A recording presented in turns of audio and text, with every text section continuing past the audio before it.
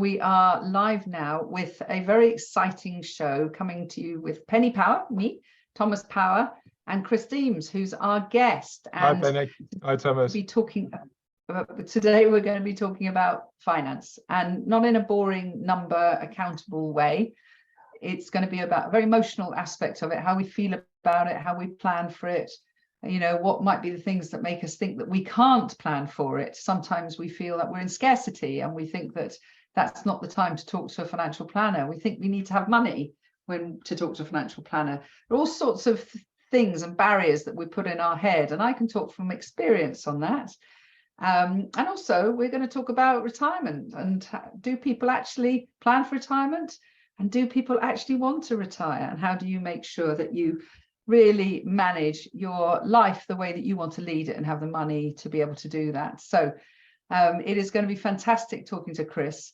He has his own company who helping people, and we talked about earlier about with Chris about the fact there's sort of a coaching and expert aspect to this. So there's the expertise of understanding as a independent financial advisor, but also the emotion and the passion around the coaching someone and listening to them. And so this is going to be great. You're going to love it.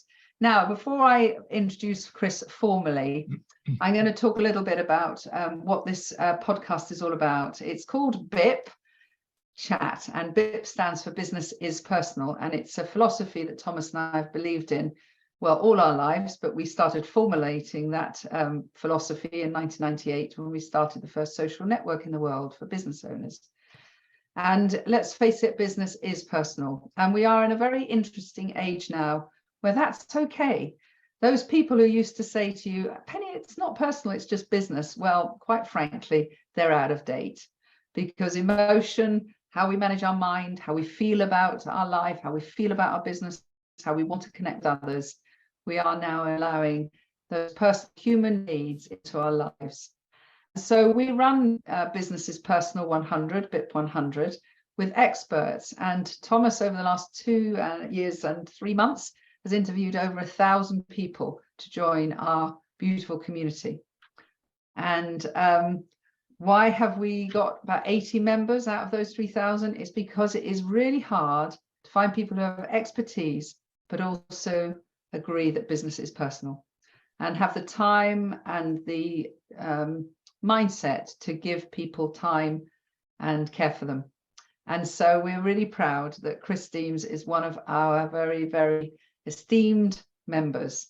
And Chris, thank you for joining us today. And we've got a lot to talk about. Can we start off just framing this so people know a little bit about you? Sure. So hello everybody, my name is Chris. Where do I start? Probably starting with the most important job in the world for me isn't financial planner or even podcast host, it's dad. And my 2 girls are 11 and 19 now. I'm still trying to mentally navigate, Penny, being the dad of an adult child. I'm just trying to work that one out personally. But everything I do comes from what I try and teach my girls. As a business, Savello Financial Planning, we're very values focused. But it's about what I try and teach Charlotte and Sophie, which is have fun every day, just get a little bit better every day, always be fair, open, honest and transparent, and do well and do good. So make sure that, you know, commercially you're looking after yourself and your families, but never forget that you need to make sure that you're making a positive contribution to the world too. And that's why I'm loving being part of the BIP 100 community, because I agree with you, by the way. I think there's a change in perception in business, certainly from the 80s, 90s and over the last couple of decades, where it used to be all about the money. And now it's all about the relationships and the people. And I'm sure we'll explore this a little bit sort of further on when we start talking about the work we do on behalf of our clients. I'm doing a piece of research at the minute for my next book. And I'm speaking to a lot of my clients about what, as they get older, what's the most important elements of their lives. It's always the relationships. it's always the relationships. It's those conversations with their mums, dads, sons and daughters and wives and partners that always seem to be more prominent, particularly as you mature. Yeah, I love that. And so, yeah, you reflect exactly the sort of person we love to introduce. And I think one of the reasons we run this podcast is a lot of people think it's critical to constantly be hunting for clients, and they use social media and their marketing always to look for clients. But actually our business becomes whole, and we become whole when we also have great suppliers and people that are packing your parachute, which is a story that many of you will know from Chris Plum, Captain Plum. And that's people around you just caring for you. Yeah. And so it's lovely that you have this strong attitude towards this. And so give us a typical, if it's not putting you on the spot too much, sort of a typical scenario when somebody would come to you and, you know, what would they be saying? How would they be feeling? What do they want to achieve? So the story I always tell is Alistair. So Alistair's been a client of mine for 9 years now. He came to me, and typically there's a perception of what financial advisors and planners do, which is all of the technical stuff. You know, is my pension invested in the right place? Am I being charged effectively? You know, all of the stuff, and we do all that. But what we like to do at Sabella is connect that to what it means to somebody's life. So are they spending their time doing what they really love? And when Alistair came to see me, he still is, he's in his 70s now, but he is an architect, and he was working, funny enough, on the World Cup stadiums for the World Cup that's just happened in Qatar. So he was an architect, and he was building World Cup stadiums. And he said to me, Chris, you know, I get that you're technically good at what you do, but all of that sort of living the life I want, I'm doing that already because I'm getting to work on these really amazing projects and I love it. I was like, okay, great, let's get you technically organised and make sure that's all done. And then as life goes on, we'll talk about actually just spending time doing what you really love. He came back, we did his review next year, he was still working on that project. The following year he came back, he said, Chris, they've changed my project and now I'm building tower blocks and not football stadiums anymore. And frankly, I'm not inspired because all I'm building are these blocks. And we do a thing called cash flow that, like a business cash flow, helps people work out whether they're ever going to run out of money again. And I said to him, look, we've done the work on this based on what you've told me you spend and the lifestyle you want. You're never going to run out of money again. He said, well, I'm a bit scared about giving up work because that gives me purpose. I said, not suggesting that, and we'll talk about whether retirement's right for anybody or everybody later on. But how about you only do work you love? He said, right, I'm doing that. And that, for me, is the power of financial planning. The power of financial planning allows you to make decisions with your life because you're really, really clear with where you are financially. So he knocked down the tower block. he said no to the contract. And it's real. So let me bring Alistair's story like fast forward. So Alistair, you know, we see him every year. And you know, I'm very, very fortunate that I get to build, because when you come and speak to somebody like me, it's not an easy conversation for a lot of people to have. I think it's like, metaphorically, it's like going to the gynecologist, actually. I mean, you are literally showing everything. You know what? We don't take that for granted. When somebody comes to us and says, here's my life, I know. It is a big leap of faith, and actually it's one we take really seriously. We understand the relationship. It's a little bit like Catholic confession, isn't it? Bless me, Father, for I have sinned. Yes.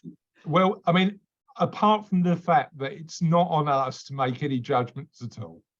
So my job is to understand where somebody wants to get to, understand where they are. The important bit to me is getting them to the point where they can live the life they want. What I find really fascinating, so Thomas and I are 58, so we spend a lot of our time with people maybe from their late 40s through to 70s. That's sort of I might be a similar age bracket to you. And that generation are definitely, on the whole, I feel, are not as secure as the previous generation were financially. There's been so much disruption, so much risk. A lot of people have taken risk that our forefathers didn't take. A lot of people have had bad property advice or experiences. You know, definitely I get a sense when we have these very open conversations around the dinner table at some of our events in London. And, you know, it is very normal. Actually, just the other day, somebody said to me, oh, by the way, I'm going to have a mortgage till I'm 75. And there were 3 people and they said, yeah, us too. And I looked at these people and were really sort of think, wow, really?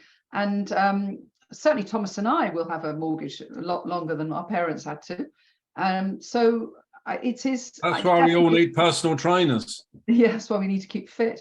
So do you find this, Chris, do you find that there's an age bracket that are much more financially challenged for the future than so my typical client, so I'm 45, so I'm getting to the point of that age bracket. I'm now in my late 40s, which is again something I'm trying to mentally navigate. I think my perspective on it is probably skewed about in terms of the clients we take on, because they do tend to have accumulate some level of wealth. But interestingly, what I tend to find is people leave because there is a stigma attached to financial clarity and understand where you are financially, and the fear of working that out. People leave it too late. So we get a lot of individuals come to us saying, not keen on what I'm doing at the minute. I want to make a change and want to know where I'm financially to work out whether I can afford to do it. Okay, great. When are you planning to make this change? Can we do it tomorrow? And the reality is that we need a bit of runway if we're not financially independent already, we probably need a couple of years to get to a point where we are at the very least. And when you say changes, what do you mean by changes? What are the sort of so the recipe book? So let me give you another example. Alistair's example is a really good one. The other one that the other story I always tell is a client of mine called Mike, who's head of R&D at a motor company. So he said, I love the job. I get to play with new technology all the time, and that's really exciting. But I've been promoted now 4 or 5 times, and I'm doing more management than engineering.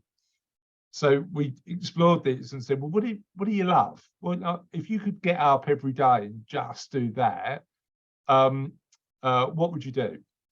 And he said to me, I love encouraging young people to get into engineering. I was like, amazing, love that. So how do we engineer your time so you're doing more of that? Chris, in the current job, it's not possible. So I want to know whether I can afford to make the changes I need just to do the bit of the job I love. I don't want to stop, just want to, and that's why I need to work out whether he was that's why he needed to work out whether he was financially independent.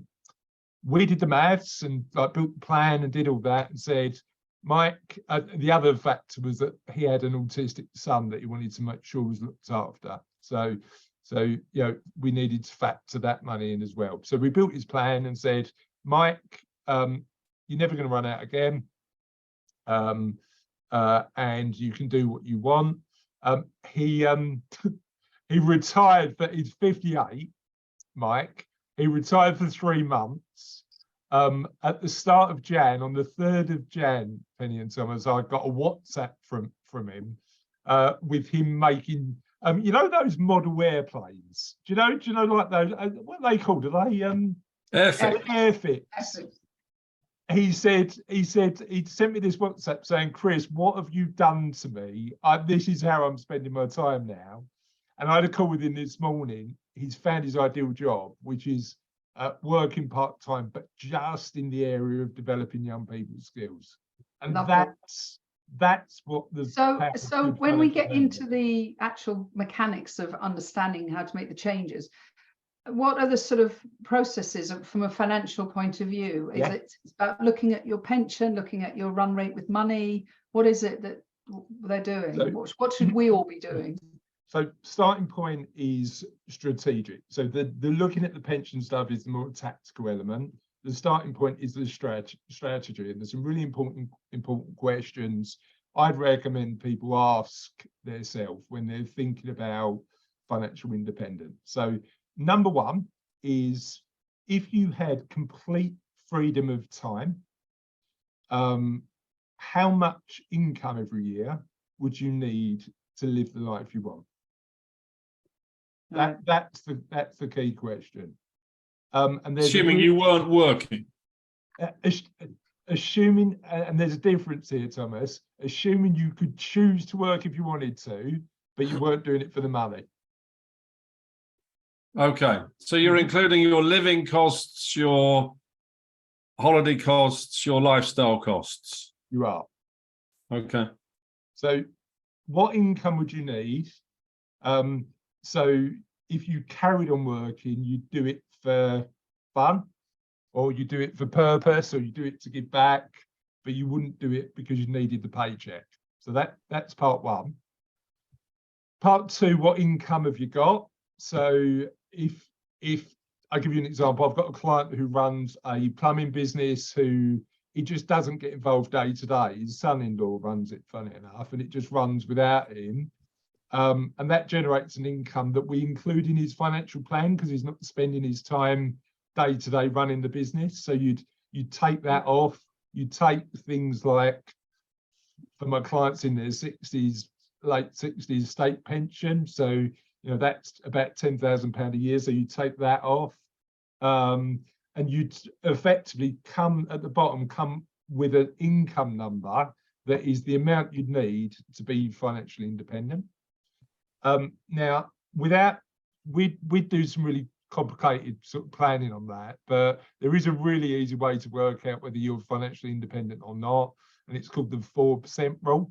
So all you do is you take that number, that amount of income you need, divide it by 4 and times it by 100, and that's the sort of level of wealth you need to never ever run out of money again. And what's that number, Chris?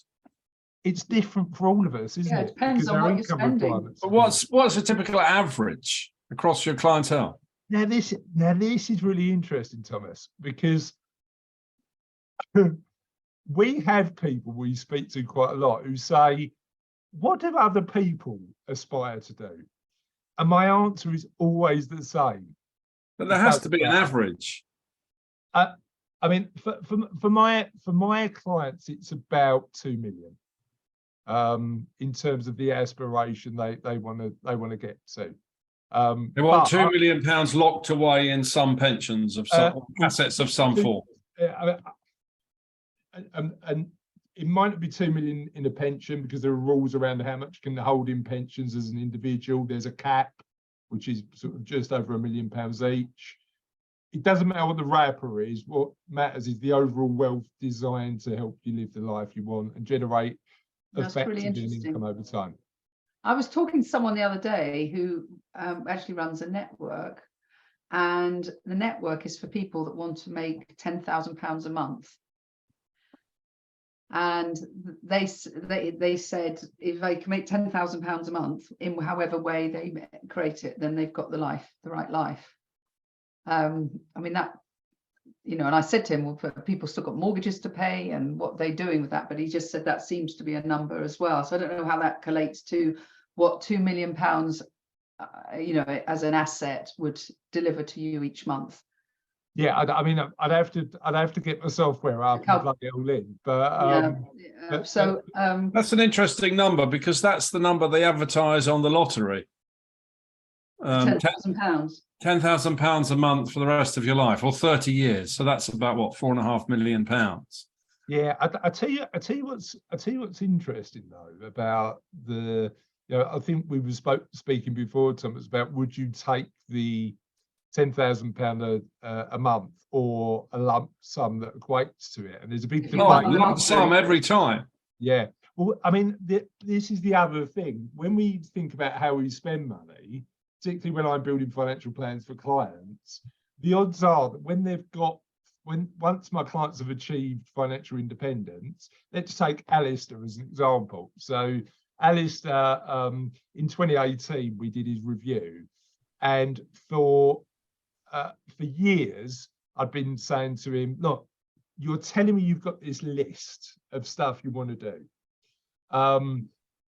We've modeled all those costs into your life, and you're just not spending the money. So one of the aspirations he had was he wanted to go shark diving off of the coast of Cape Town. I was like, that sounds amazing. Why are you not doing that?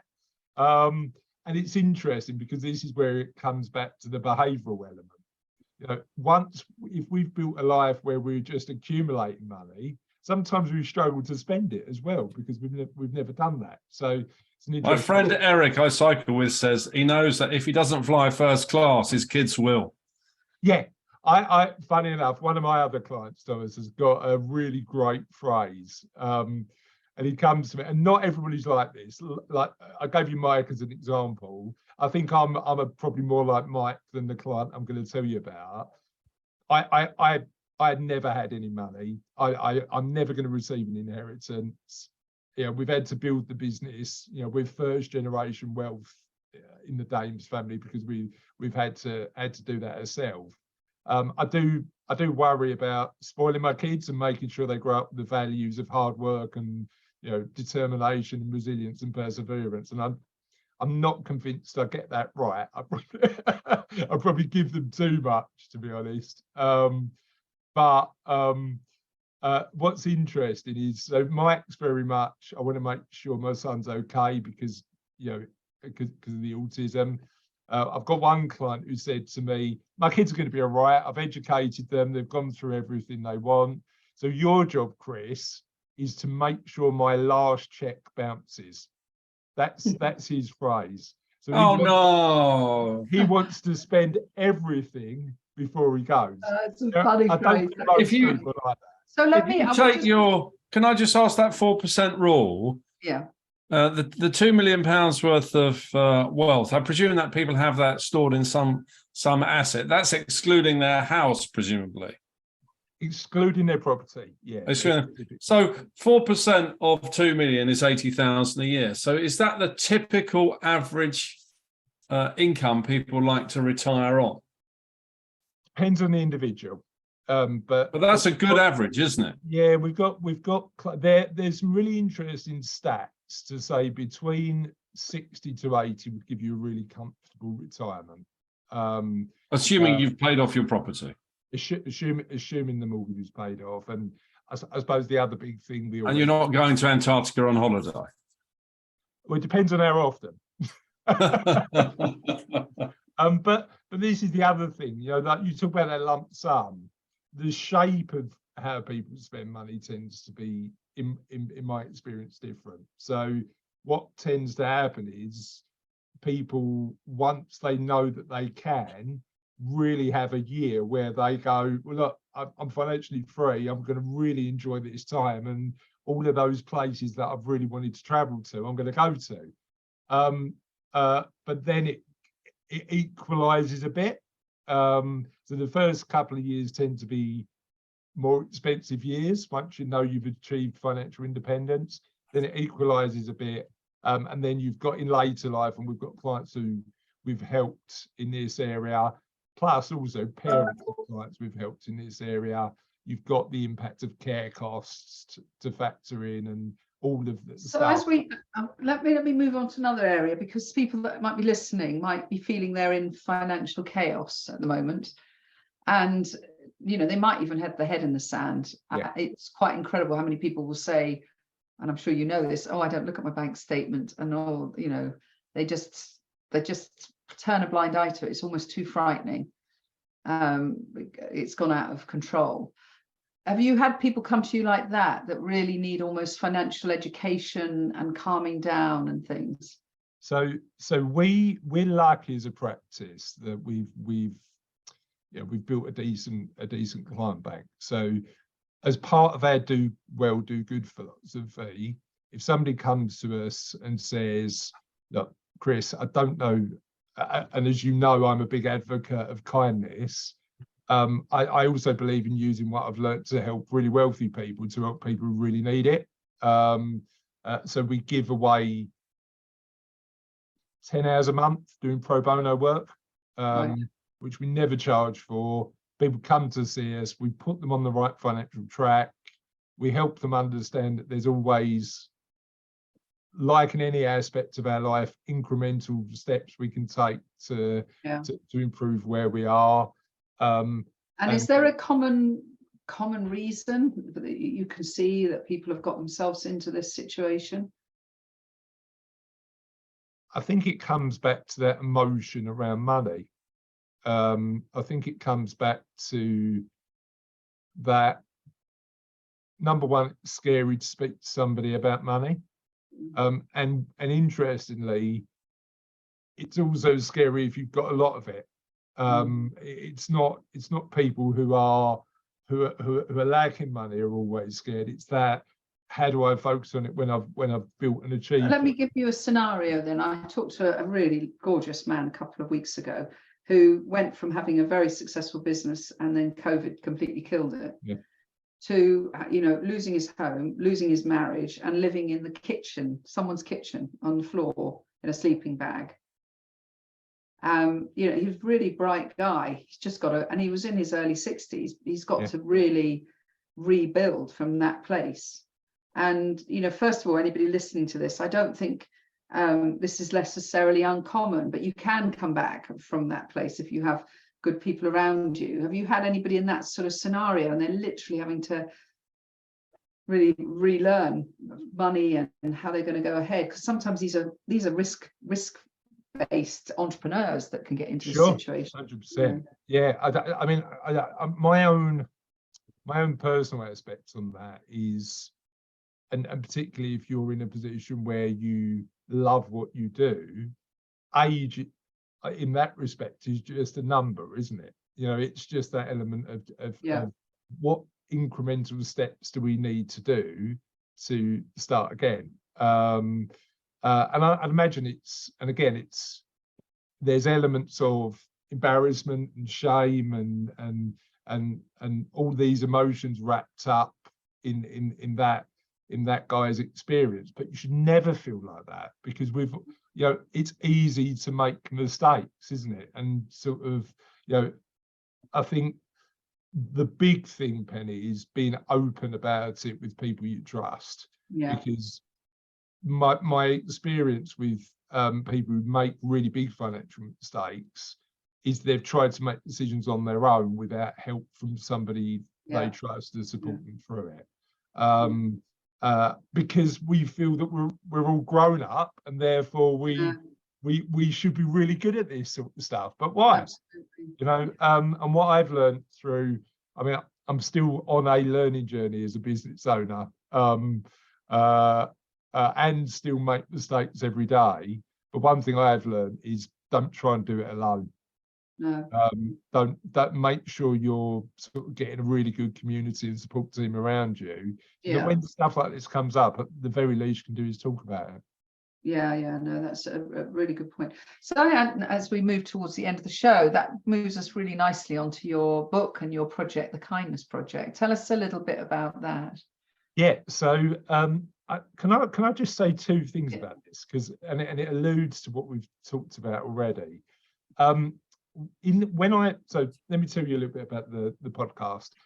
In a effort to make sure my 13-year-old daughter still wanted to talk to me, I about 5 years ago we started a podcast, and there was two motivations. Number one, I wanted to make sure that I had something that I worked with Charlotte, my oldest daughter, on, and Sophie now gets involved, my youngest daughter, as well.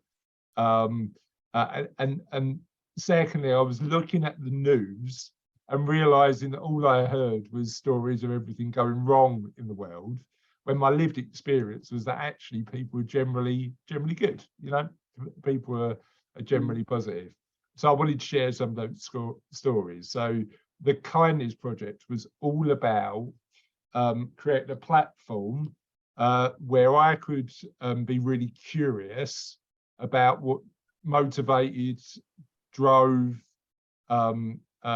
really good people doing amazing things in the world. And in the last 5 years, we've been really lucky enough to meet some amazing people. I love having a podcast because you can just phone people up and go, "You're really interesting. Will you come and have a chat with me?" Yeah. So your podcast is called The Kindness Project, yeah? It is. Yeah. And then what we've done recently, because we've got 5 years of interviews, is take all of those interviews and put them in a book. But when I was thinking about, I see, that's good. Yeah. So it's not the interviews directly; it's the lessons I've learned from the people I've interviewed for the 5 years. But What are you calling the book? it's called The Kindness Project. The Kindness Sun. Project. I've got it. Yeah, somewhere. How many interviews have you done in those 5 years, you and Charlotte? So we're on episode 260. So about 260 episodes. 260 episodes. Yeah. And you've edited that down into a book of lessons learned.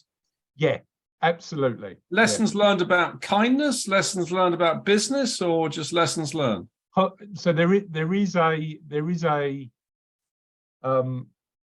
chapter on how to be kind in business, because I firmly believe you can do both. You know, do well, do good, particularly when you're in a profession like mine where it's about trust. You know, doing the right thing just makes sense to me. What are the other chapters about? Well, interestingly, so it comes back to Penny's point. Chapter 2, when I was thinking about how I wanted to share this, I thought, where do we start? So chapter 1 is all about, a lot about my mum, because my mum, weirdly, even though she was shockingly bad with money, she's my shining light when it comes to kindness. And we lost her in 2019, but every time I think about doing stuff, like, I always go back to what would mum say? That's my. So you're saying your mum was kind and broke? Kind and not that smart with money, and I'm hoping to do one and not the other. But yeah, that's the interesting thing. I think you learn both positive and negative lessons sometimes from parents. You do, yeah. You're right, you do. About stuff. So, but chapter 2, and this comes back to your conversation earlier on in the week, Penny, is all about being kind to yourself. What we need to do as humans to make sure that we are there for the world, but also starting from a point where if we're kinder to ourselves, we've got more energy to give, I believe. Absolutely. And one of the stories I tell in the book, and this is about about practicing what I preach, is it's okay to make mistakes and admit it. The story I tell in the book is my dad's 74 now, and every year we go away on a holiday together, and we've done it for about 10 years. And the last time we went away in 2019, pre-COVID, was to Gibraltar, and I booked the holiday, really excited. We were staying in the Hotel Gibraltar, and flew into Gibraltar, got in a cab outside the airport, and I said, "Can you take us to the Hotel Gibraltar, please, mate?" And the guy said, "Definitely not." I was like, "Why is that?" He went, "Well, Chris, the Hotel Gibraltar isn't in Gibraltar, it's in Spain." So I booked a hotel in the entirely wrong country for this trip. So if you've ever been to Gibraltar, you know that you can just walk across the border. Spain's not that far. And I'd Google Maps it, Penny, and it was 10 minutes away. You could walk to the hotel. Got to the other side of the border, got in a cab, said, "Can you take us to the Hotel Gibraltar?" "Yep, that would be €12. Didn't have any euros because in Gibraltar they use pounds sterling, so we'd only bought pounds. So dragging my dad 10 minutes down the road to that hotel, knowing that I'd made that mistake, wasn't a Wasn't a good advert for your fiscal skills. Well, this is the geography. Yeah, no, definitely not.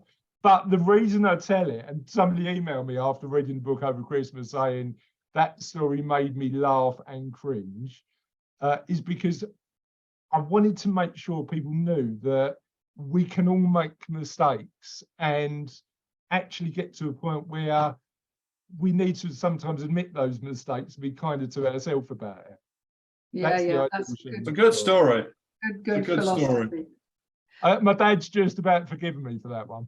No, I think he can take that one on for a long time, I think. Yeah. So as we close up, so you say your company name Savella, but let's spell it for people.